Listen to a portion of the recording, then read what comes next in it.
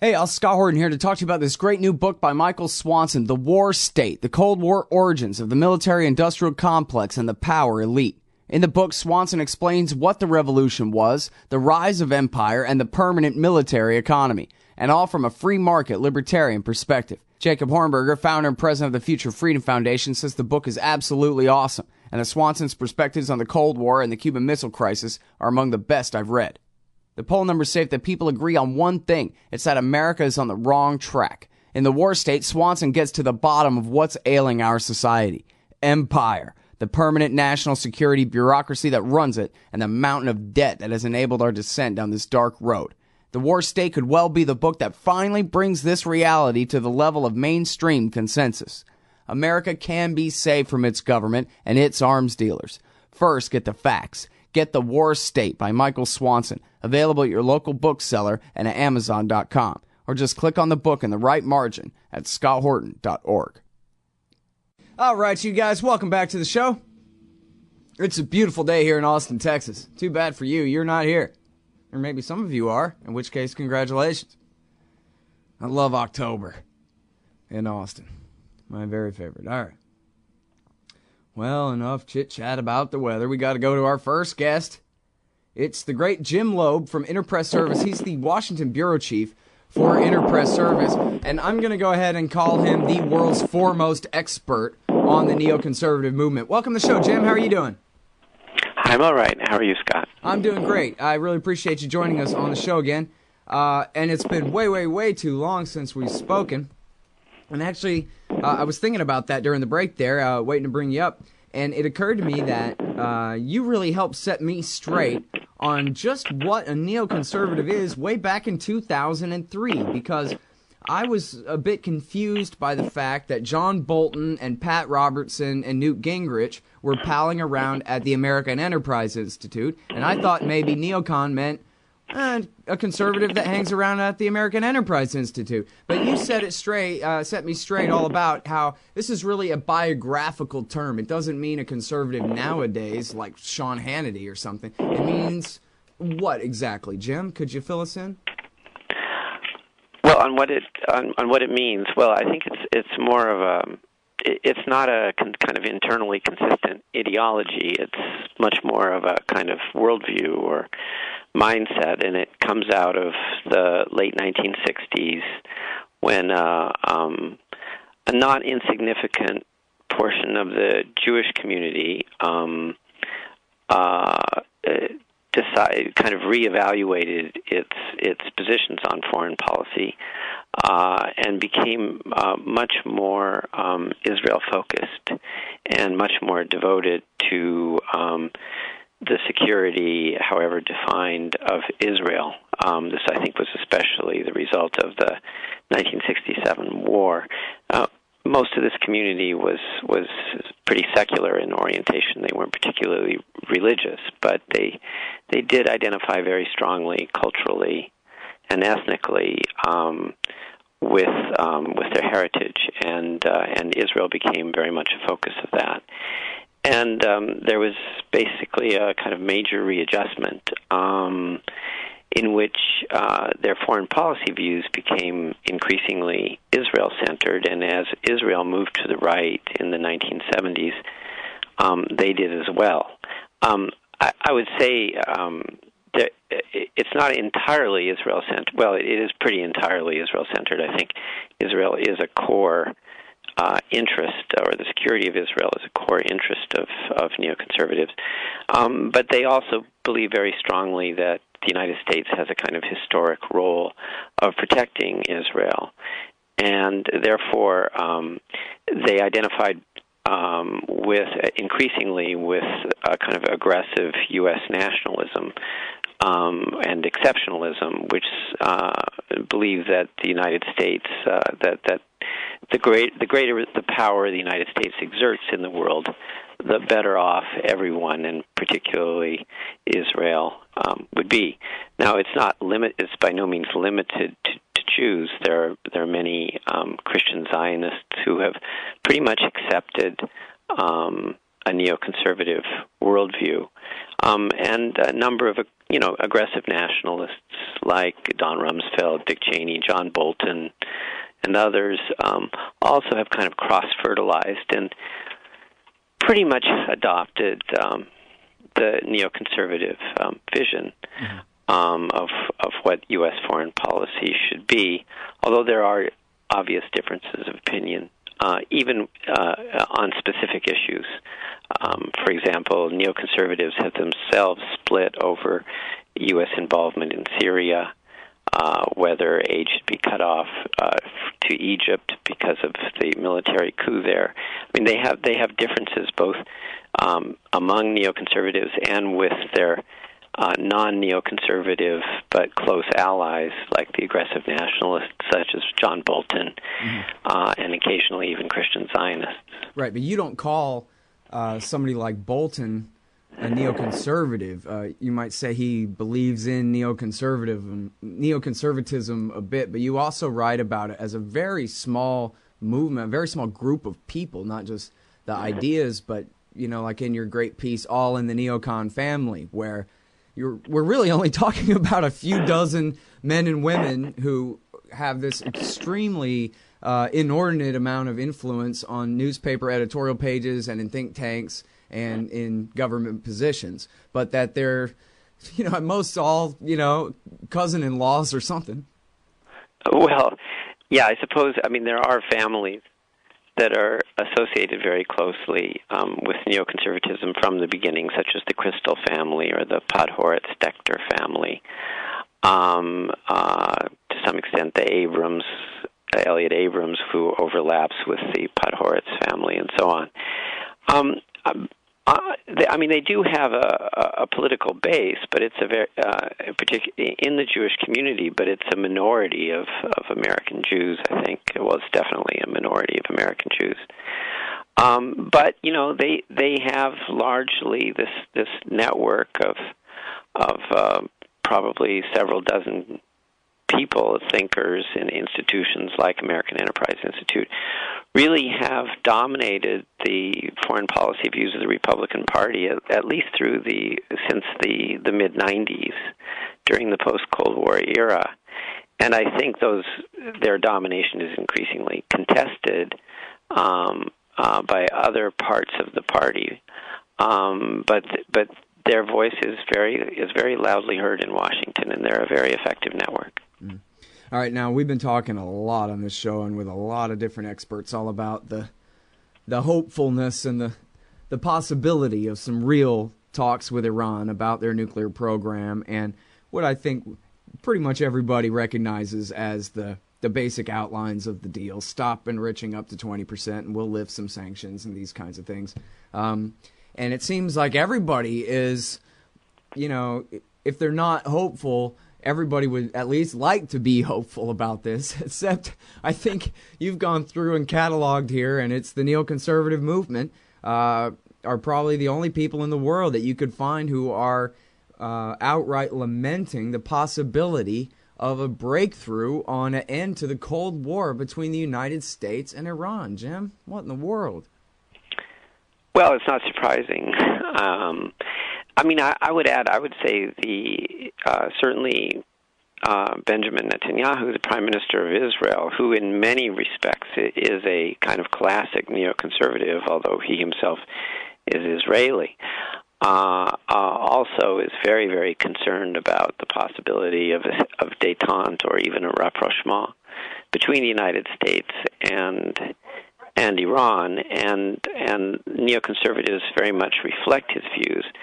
But of course, because the Israeli government is so distrustful of such a prospect, the larger Israel lobby, which is much bigger than the neoconservatives, I think is also quite concerned. Although I think there's also dissension within the lobby itself about how to react to Rouhani and his diplomatic offensive and kind of Iran's new post-Ahmadinejad look. So it's not just the neoconservatives. They are particularly outspoken in their, what I call kind of despair at the prospect that after all this time, Iran and the United States may actually be moving to substantially ease tensions, if not achieve some kind of rapprochement. Yeah. I've always kind of been, just a tiny bit nervous about stating that from the point of view of the war party, the moderates in Iran are the enemy, because they would rather have extremists to confront, because really, it just seems that way to me. I don't really know that, but no, really, here he is, Brett Stevens in the Wall Street Journal saying exactly that, as you quote him here, saying Israel is now in the disastrous position of having to hope, and that means he is too, that Iranian hardliners will sabotage President Rouhani's efforts to negotiate a deal. Well, I think hardliners in both countries have always relied on their colleagues in the other country to keep tensions high, and there definitely is a strong kind of affinity between neoconservatives in this country and what are frankly called neoconservatives in Iran also. The most hardline sectors in Iran, because they reinforce each other's position. The more influence hardliners in the United States, exercising their influence through the U.S. Congress primarily, can show that the United States is not interested in détente with Iran, that the United States wants regime change in Iran, then the stronger the position of the hardliners in Iran, who say you shouldn't even make an effort at negotiating an agreement with the United States because the United States is our sworn enemy, or the great Satan, if you will. Both hardliners on both sides feed each other very strongly. All right, so this one's a two-parter. How serious do you think Obama is about this? I mean, as far as how hard is he willing to push to make Congress go along and, that kind of thing, do you think? And can the neocons and their Republican allies stop him, do you think? Well, I think it's difficult to assess. I mean, clearly Obama, and it looks increasingly like Secretary of State John Kerry, and I think for certain Chuck Hagel, as well as the chairman of the Joint Chiefs, Martin Dempsey, all would like to see this nuclear. Would like to see a nuclear deal. I think one of the obvious questions is how hard are they going to push for one? How much political capital are they willing to spend in order to get one? Because going against the Israel lobby in particular, and its allies in Congress, which are many, many on both sides of the aisle, will require a high political cost. One thing you can criticize Obama about is that he has never fought very, very hard on a major issue. He tends to think that once he states the case and states it rationally, that everyone should more or less kind of understand his points and hopefully accept them. But he doesn't. He's not a politician in the sense that he likes to make the same point over and over again and fight and fight and fight and fight. Whereas the lobby, and certainly the neoconservatives, not to mention Israel itself, or the Israeli government, will fight very, very hard because they feel that any kind of rapprochement between the United States and Iran is a zero-sum game in which they're going to lose. And in some respects, they're also backed by the Saudis and the United Arab Republics and a couple other Gulf states, who also feel threatened by such a détente, the possibility of a détente, although they're much less vocal and much less powerful in Washington D.C. They still will insist that their voice be heard, at least in the inner councils of government. I think the other problem is that whereas Obama, Hagel, and Kerry, I think, would really like to reach a deal, very much want one. will the bureaucrats who kind of run the sanctions program and who are constantly looking for ways to make it more difficult for Iran, just as a bureaucratic proposition, they're the ones who will be charged with implementing the policy. And how zealously and loyally they implement it is also, a major question that's relevant at this point as we go into these talks. And I think, on the Iranian side, they face Rouhani and Zarif face similar problems with various bureaucracies and entrenched interests in Tehran who do not want to see a rapprochement. The situation is pretty symmetrical, and the question is whether the leaders will have the power and determination to really create a new relationship, reach a deal on nukes, which could open up a lot of possibilities for regional cooperation at a level we haven't seen, at least since the U.S. invasion of Afghanistan back 12 years ago now. Right. Well, now, I wonder do you think it's bad politics for the Israelis and the Israel lobby to be so far out in front of the American people on all of these wars, pushing for, they were the only voice, I guess, in D.C., other than Obama's pushing for the strikes against Syria. And now here they're blatantly, calling for the sabotage of any peace talks with Iran, which 75% of the American people support and want a peaceful resolution to any outstanding issues there. And I just wonder whether they're gambling, whether it's a reasonable gamble they're making or not, of costing themselves the goodwill of the American people at this point. I mean, most Americans don't even know about the Israel lobby at all, and they seem to be guaranteeing that as the American people become aware of it, it's only in the context of, they're always trying to push us into a war. Well, I think that's probably the source of some internal debate within the various institutions that make up the lobby, is how far out in front to be seen as perpetuating a policy of confrontation that could indeed eventually lead to war. I'm sure there's some unease about it, especially in the wake of Syria. On the other hand, I think they think that Iran is a different proposition from Syria in that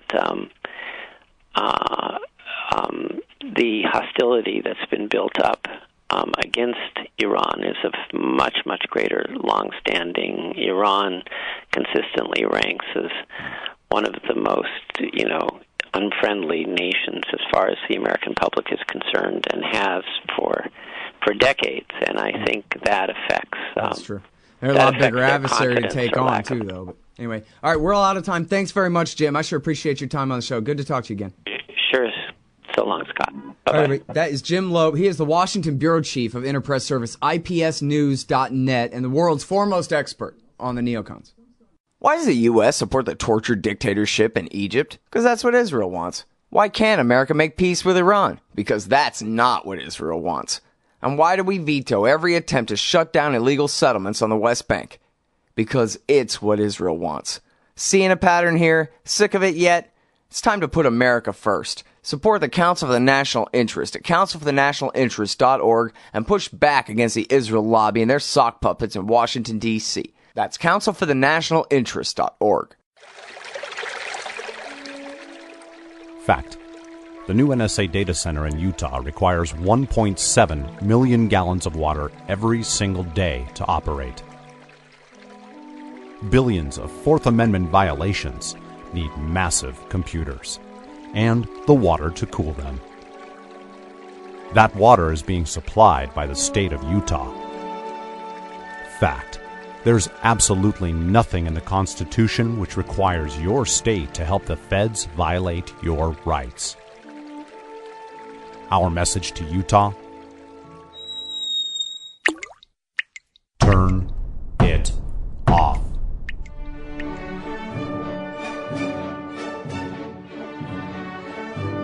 No water equals no NSA data center. Visit offnow.org.